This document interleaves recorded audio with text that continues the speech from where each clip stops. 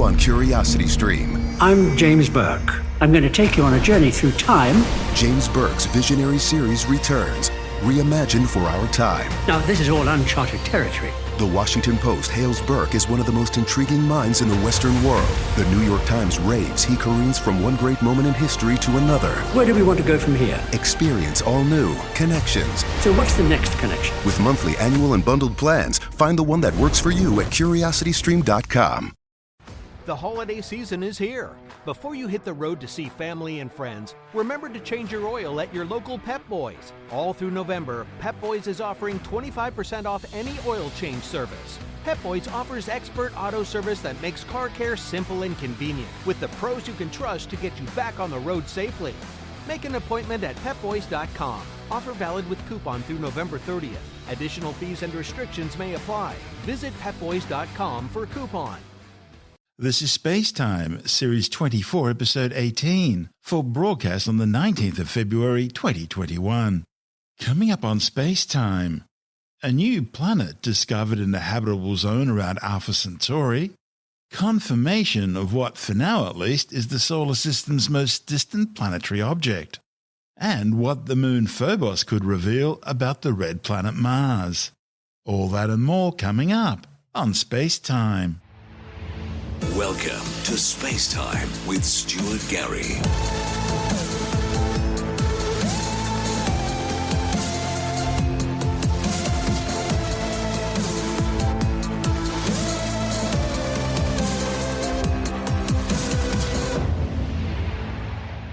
Astronomers may have discovered another planet in our nearest neighbouring star system, Alpha Centauri.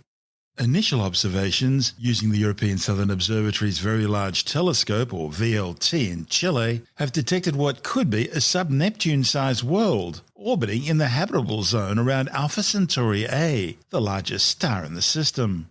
A report in the journal Nature Communications says the potential planet appears to be about 3 times the size of the Earth and has been designated C1 for Planetary Candidate 1. Located some 4.37 light-years away, Alpha Centauri is seen in the southern night skies as the more distant of the 2 pointer stars from the Southern Cross. The system consists of 3 stars. There's Alpha Centauri A and B, which orbit each other, and Proxima Centauri, which orbit the pair, and at 4.25 light-years distant, is currently the closest star to the Earth other than the Sun.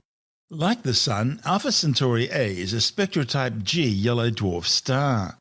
It's about 10% more massive than the Sun and around 50% more luminous.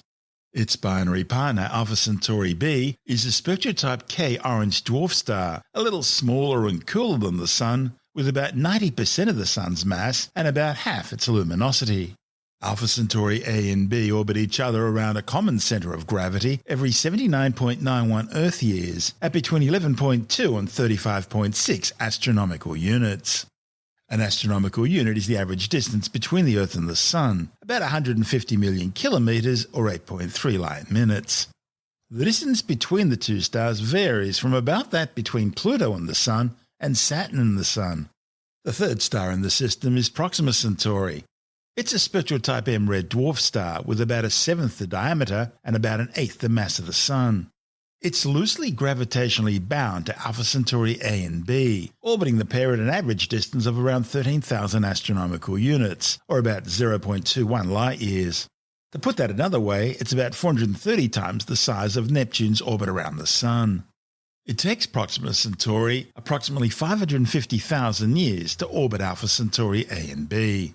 In 2016, astronomers confirmed the existence of an Earth-sized terrestrial planet orbiting in the habitable zone around Proxima Centauri, making it the nearest known extrasolar or exoplanet to Earth.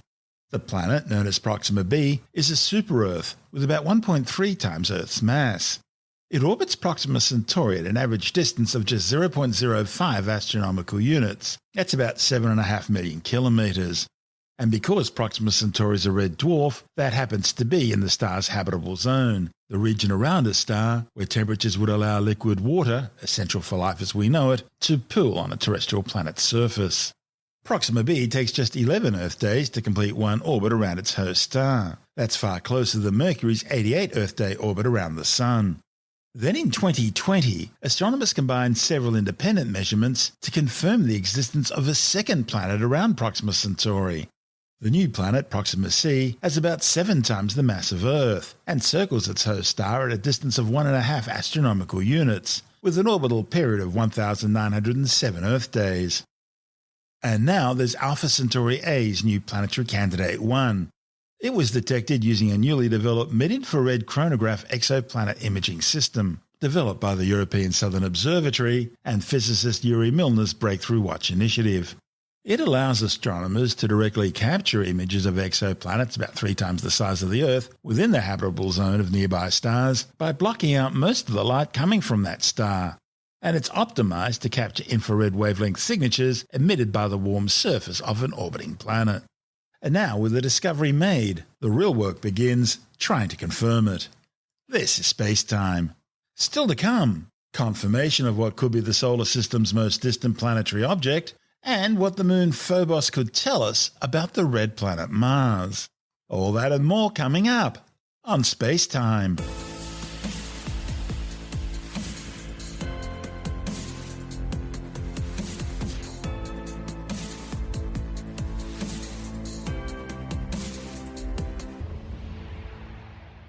Astronomers may have just set a new record for identifying what looks like the most distant body in our solar system.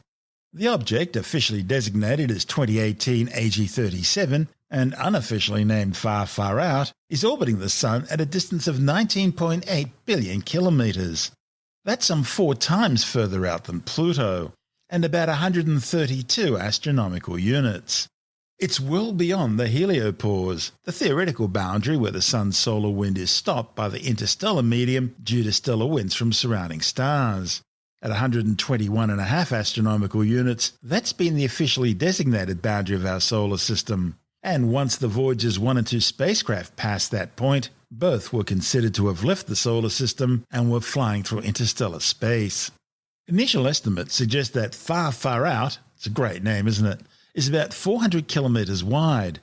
It was first detected in 2018, and scientists have now collected enough observations to pin down at least part of its orbit. Far Far Out's name clearly distinguishes it from the previous record holder, Far Out, which was found by the same team of astronomers also in 2018. The newly discovered object has a highly elongated orbit, ranging from as much as 175 astronomical units down to around 27 astronomical units, which is just inside the orbit of Neptune around the Sun. Far Far Out's journey around the Sun is estimated to take around 1,000 years, crossing Neptune's orbit every time. And that means that Far Far Out's probably experienced some strong gravitational interactions with Neptune over the age of the solar system, and it could be the reason why it has such an elongated orbit. Far Far Out was discovered by the 8-metre Subaru telescope atop of Mauna Kea in Hawaii, with additional observations made using the Gemini North and Magellan telescopes in order to better define its orbit based on its slow motion across the sky. This is SpaceTime. Still to come, what the moon Phobos could reveal about the red planet Mars, and a new sky guide for astronomy buffs in the Southern Hemisphere. All that and more still to come on SpaceTime.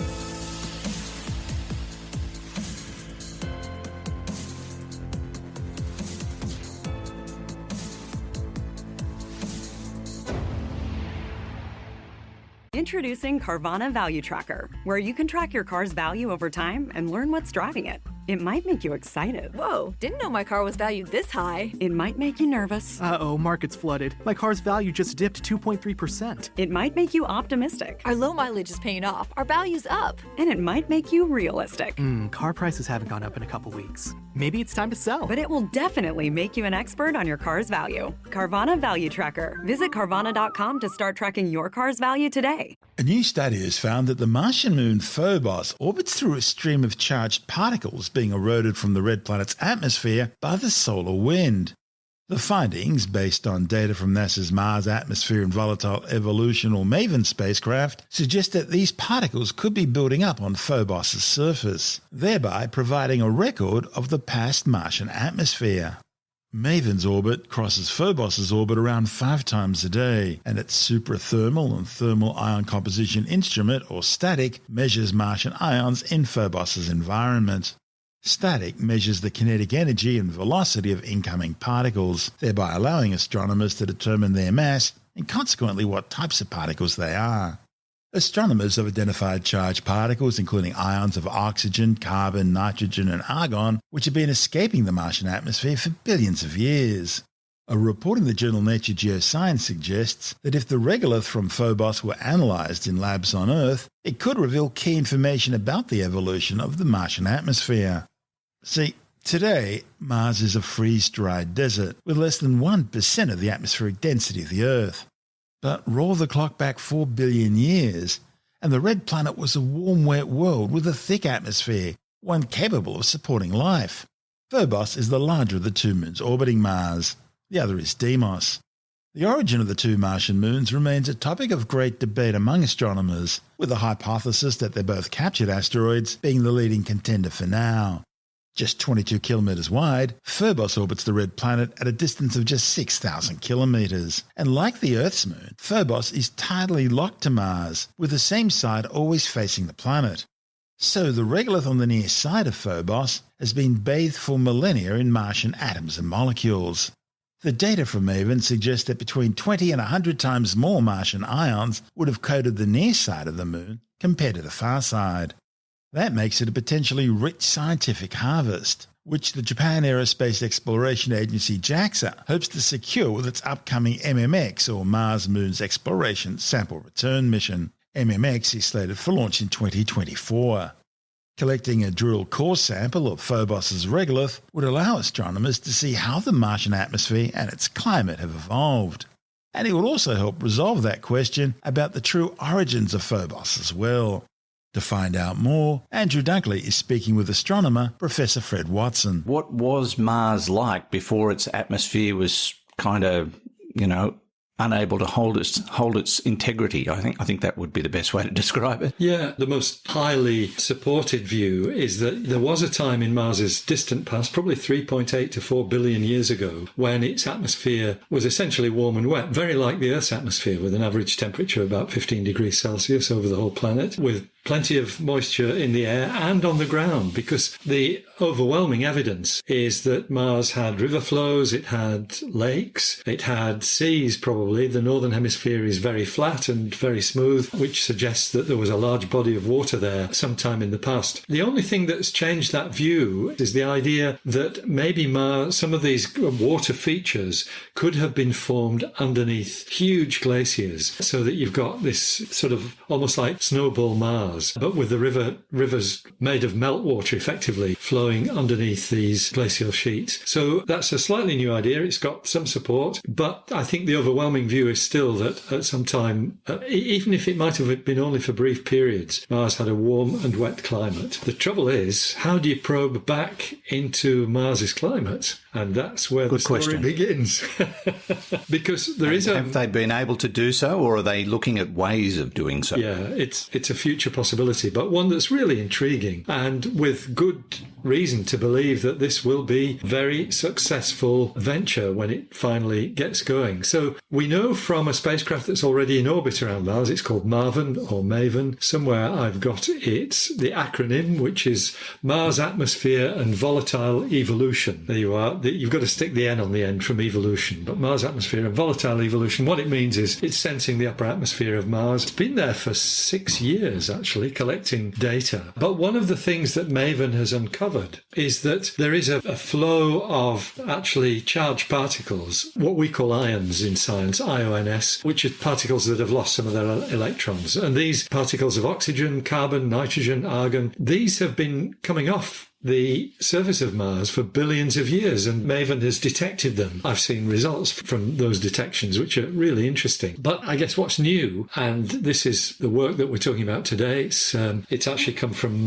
University of California, Berkeley, and other institutions. What's new is the recognition that those ions, those charged particles, have found their way not just into space, but also onto the surface of Mars's largest moon, or larger moon, there are only two, which is Phobos. Phobos, an object 30, 40 kilometres across. Really interesting in its own right because it's got a very low density. It's probably something a bit like pumice in its makeup, and space scientists are not that sure where it came from and how it got to be like it is. But the bottom line is that Phobos is in the flow of these ions, and they will essentially deposit on the surface of Phobos, which is not subject to any other kind of phenomena apart from radiation from the sun, which is well understood and you can deal with that. So the suggestion that has been made is that if a future spacecraft could go to Phobos and collect samples from its surface and then bring them back, they might tell us not only about the origin of Phobos, but the material that's come from Mars,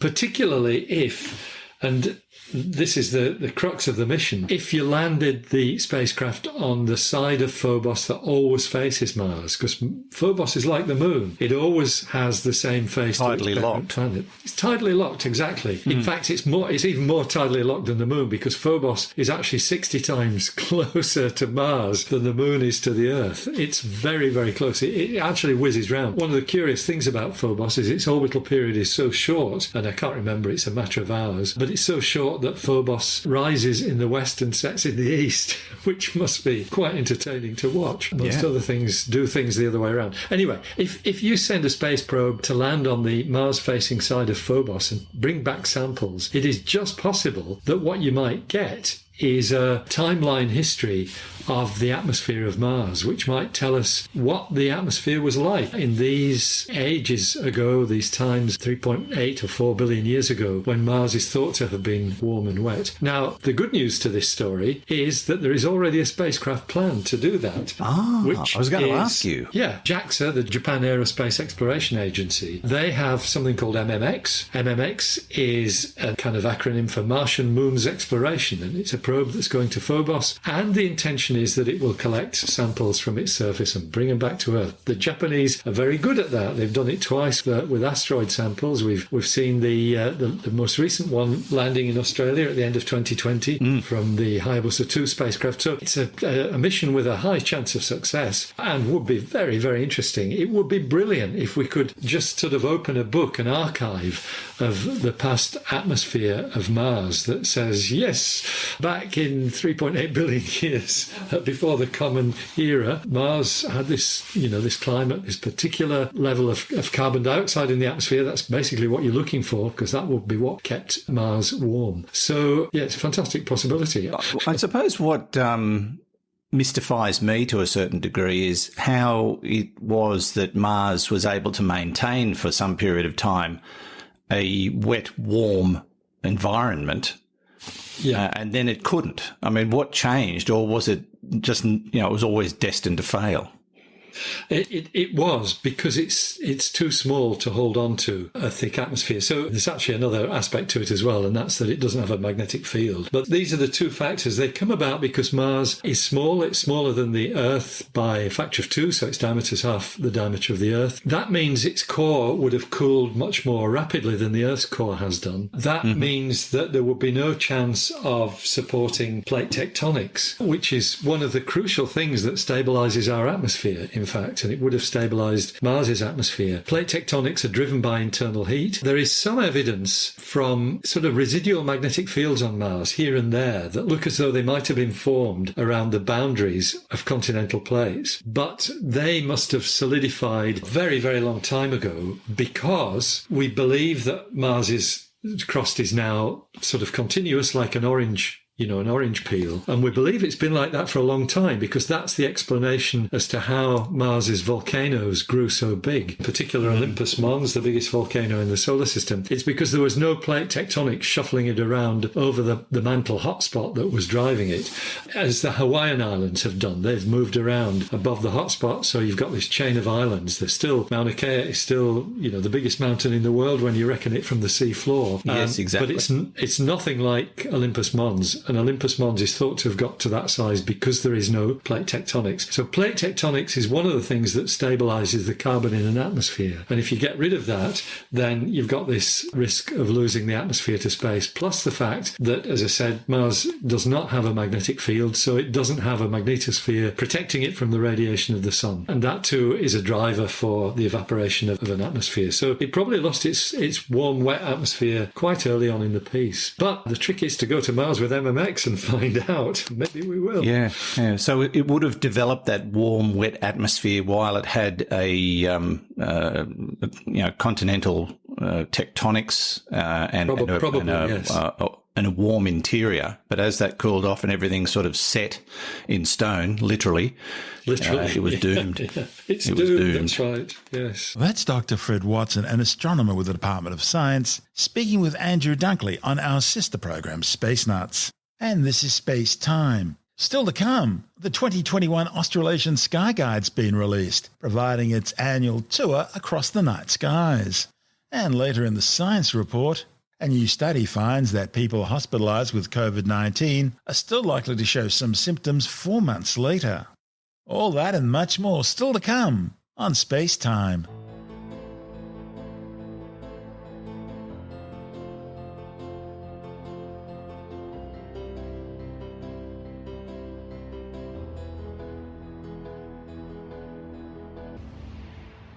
Mother's Day is just around the corner, and it's time to pamper the special mom in your life. And what better way than with the Osea's limited edition skincare sets, featuring clean, vegan, cruelty-free products that are safe for your skin and the planet. Osea is a women-founded, women-led brand that's been making seaweed-infused products for nearly 30 years. This Mother's Day, Osea has 2 limited edition sets that are perfect for gifting or keeping for yourself. Their advanced eye care duo brightens, awakens, and firms the skin around your eyes, while the Golden Glow Body Trio nourishes and smooths the skin all over. Both sets are packaged in giftable boxes. They're so beautiful you can skip the wrapping. And the best part? For a limited time, you can save up to $46 on Osea's sets. Plus, get free shipping. That's Mother's Day made easy. This Mother's Day, get 10% off your first order site-wide with code MOM at OseaMalibu.com. Go to OSEAMalibu.com and use code MOM for 10% off site-wide.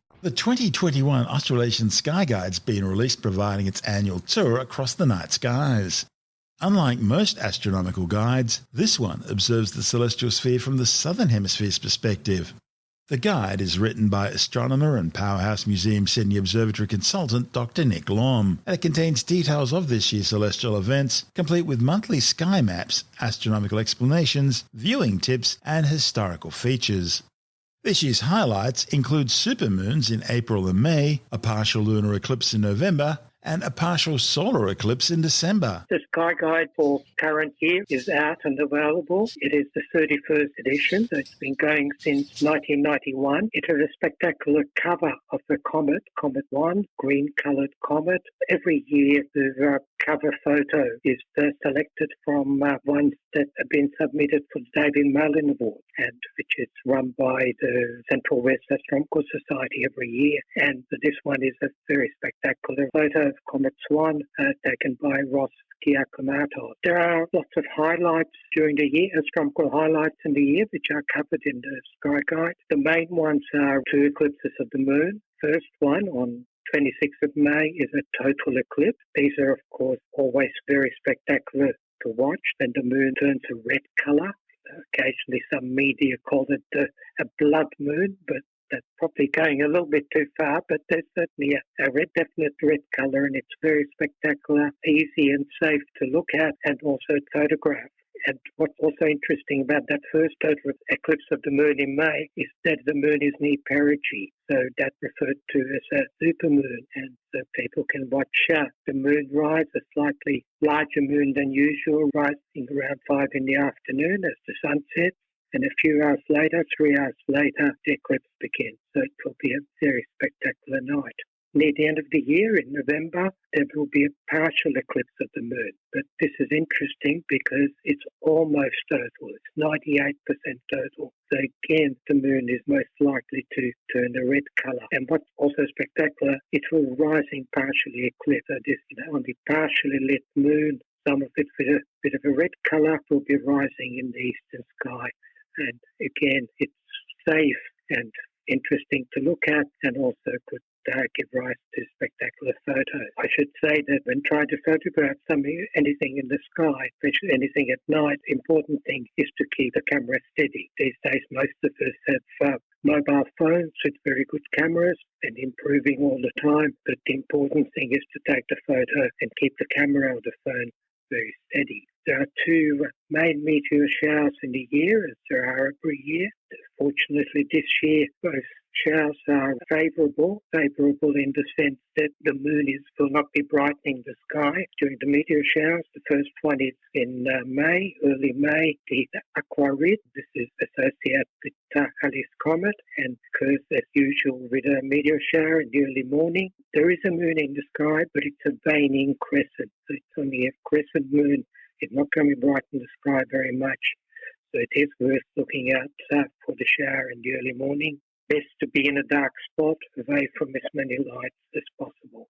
And the moon, shouldn't be brightening the sky too much, but it will actually make the sky look more interesting, having this crescent moon in the sky. The other major meteor shower in the year is the Gemini, and that occurs in mid-December. The moon at that stage is fairly bright, that it's between first quarter and full moon, but however, it's set a couple of hours before dawn. So there'll be a very nice window of the sky just before dawn when it will be visible, and the shower will be visible without the moon brightening the sky. And once again, it's best to try and find a spot away from bright lights. The darker the place, the more chances of seeing meteors. There's also a partial solar eclipse in the year. This is in early December. It's only visible from a couple of places though, from Hobart and Melbourne.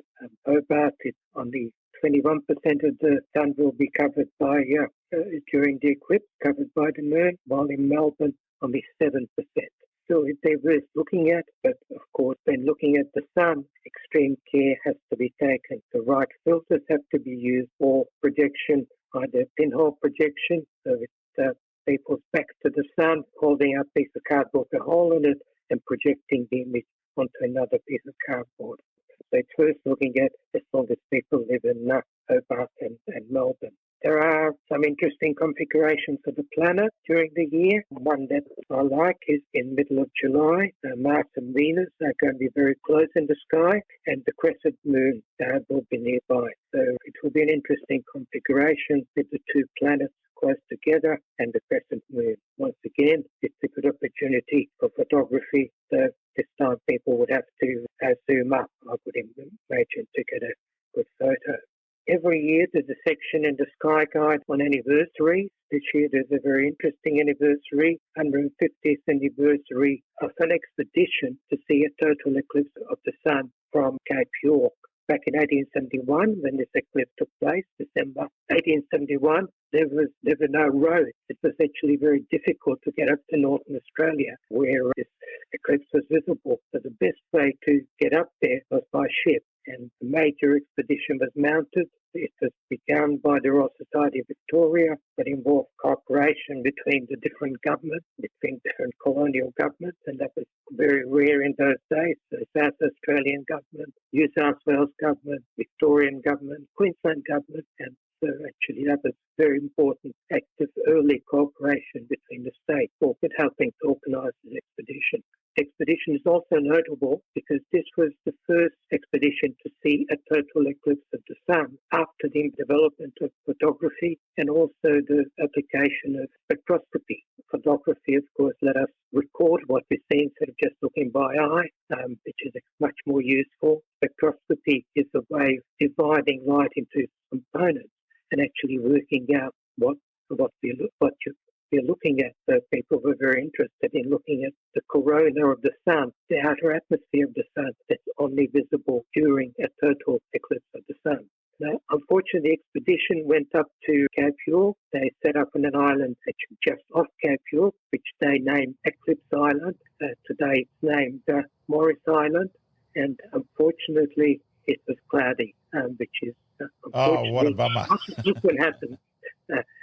With astronomers often find that whatever they want to look at, if it's something really interesting in the sky, then it's cloudy. And unfortunately, it was on that occasion. So the astronomers were not happy, but there were other scientists, especially naturalists, on the expedition, and they were very happy. They collected lots of plants, interesting animals, which they brought back. So the naturalists were happy. One of their number was what is interested in shells, and he discovered a whole number of animals with shells, and he named them after some of the leading astronomers on board. So there's a lot on the sky guide. On the highlight, there are monthly maps showing what's up in the sky. There's monthly maps showing the configuration of the planets or anything interesting that's happening during the year. And there's a lot of updates to the solar system, the planets in the solar system. For example, the planet Saturn during last year had its number of moons increased by 20. Used to have 62 moons, now has 82. So there's leapfrog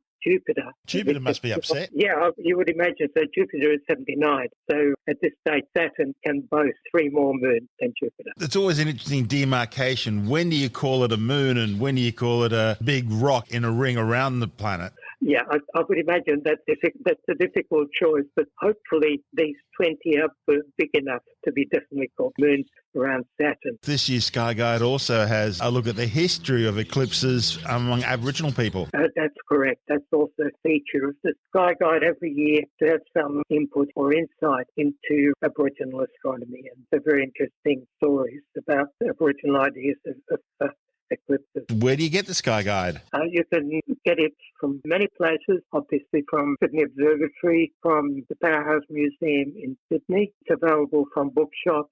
If they don't have it, they can order it in, or it's available online, again, from the Powerhouse Museum. And it's available as an e-book as well. So people can have a physical book at home and carry around the e-book version on their mobiles. So it's available from Amazon as an Amazon Kindle e-book, or from Apple Books. That's Dr. Nick Lom from the Powerhouse Museum, Sydney Observatory.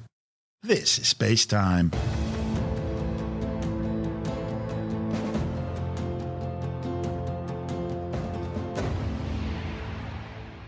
And time now to take another brief look at some of the other stories making news in science this week with the Science Report. A new study has shown that people who survived being hospitalised with COVID-19 still showed symptoms some 4 months later. The study of 238 patients found that 53% still had some sort of functional impairment after 4 months.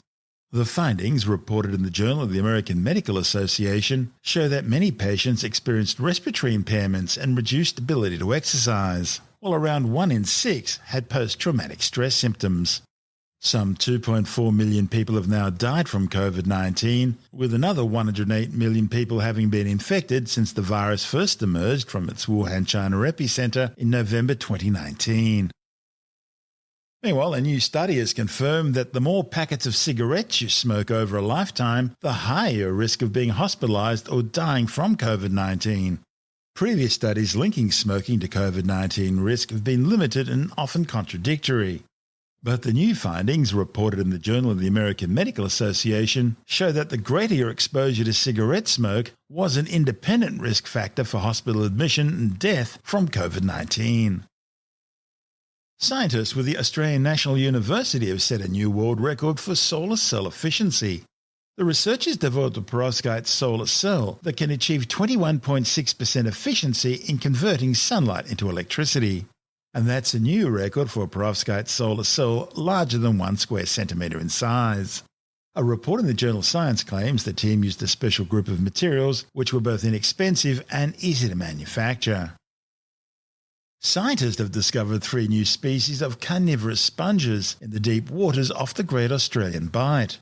A report in the journal Zootaxa claims the sponges were found in 3 kilometres of water.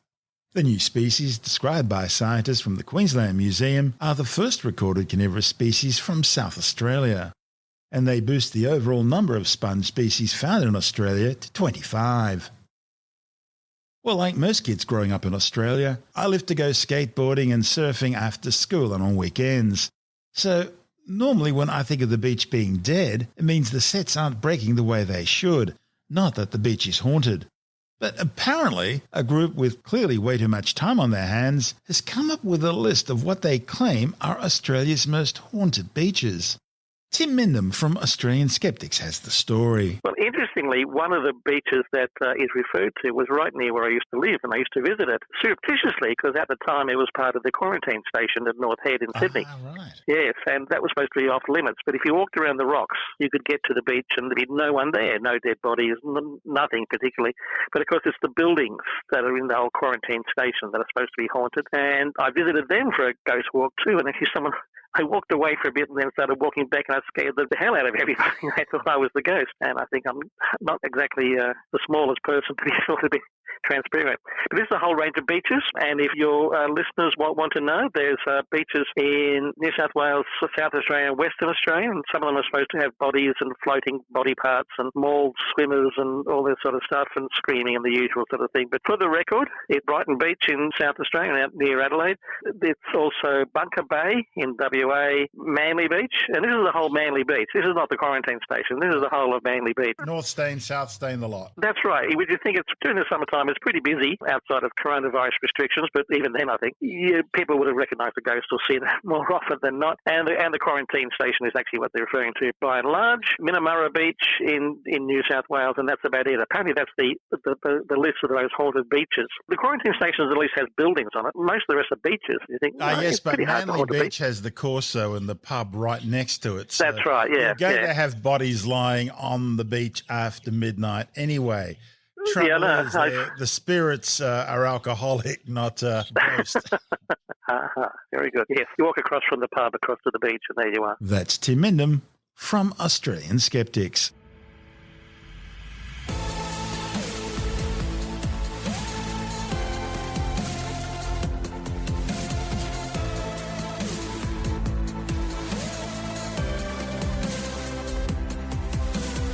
And that's the show for now.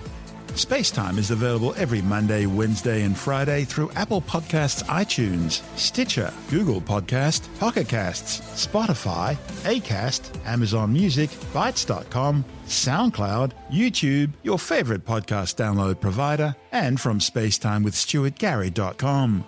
SpaceTime's also broadcast through the National Science Foundation on Science Zone Radio and on both iHeartRadio and TuneIn Radio.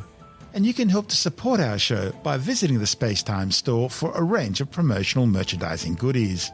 Or by becoming a SpaceTime patron, which gives you access to triple-episode commercial-free versions of the show, as well as lots of bonus audio content which doesn't go to air, access to our exclusive Facebook group, and other rewards.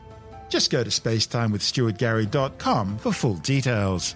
And if you want more SpaceTime, please check out our blog, where you'll find all the stuff we couldn't fit in the show, as well as heaps of images, news stories, loads of videos, and things on the web I find interesting or amusing. Just go to spacetimewithstuartgary.tumblr.com. That's all one word, and that's Tumblr without the E. You can also follow us through @StuartGary on Twitter, @SpaceTimeWithStuartGary on Instagram, through our SpaceTime YouTube channel, and on Facebook, just go to facebook.com/SpaceTime with Stuart Gary.